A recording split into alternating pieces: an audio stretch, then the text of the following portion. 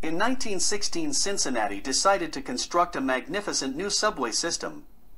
After decades of cock-ups, it was abandoned in 1948, and today there are 2 miles of tunnels beneath the city that have never been used. That cautionary tale is still relevant. Politicians everywhere are calling for more infrastructure spending, see article. Yet few industries have a worse record of coming through on time and on budget. If the incipient boom is to produce better results, governments and firms must learn to adopt best practice from around the world. Most countries have enacted short-term stimulus plans to deal with the pandemic.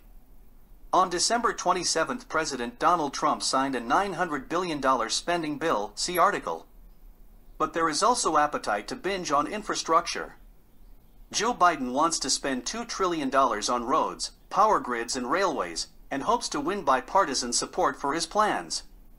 The European Union has just approved a €1.8 trillion, $2.2 trillion budget, a slug of which is for digital and energy investments.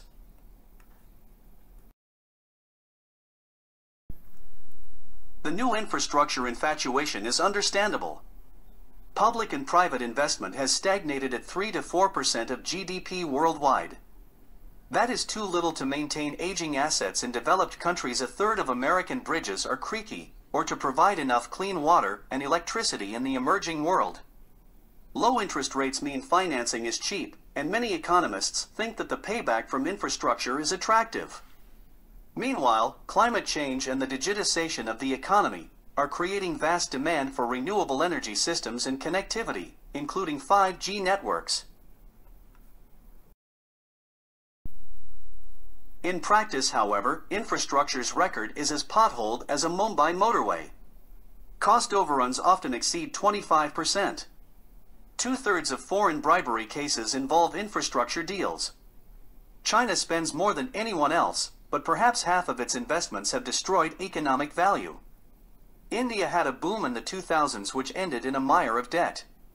Even Germany struggles to get it right.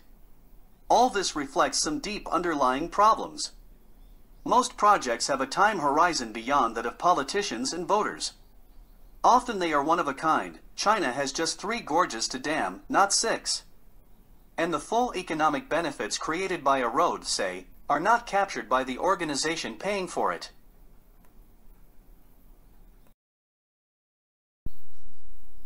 Yet bitter experience does at least suggest 2 universal lessons.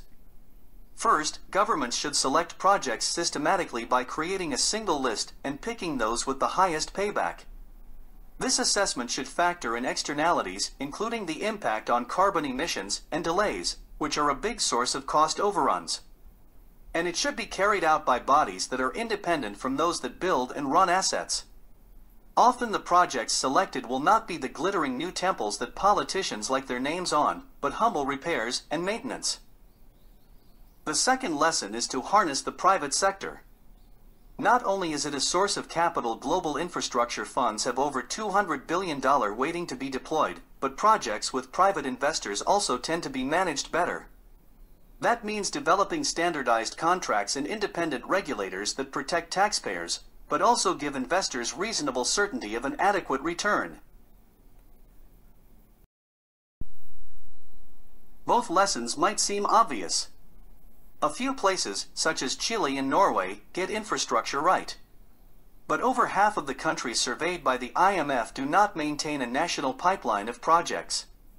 And in most the record is staggeringly erratic.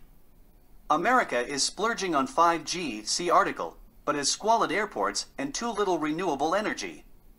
Europe has shiny airports and wind farms, but is in the Stone Age on 5G. Infrastructure is one of the last local industries left where easy gains are still to be had by copying others around the world.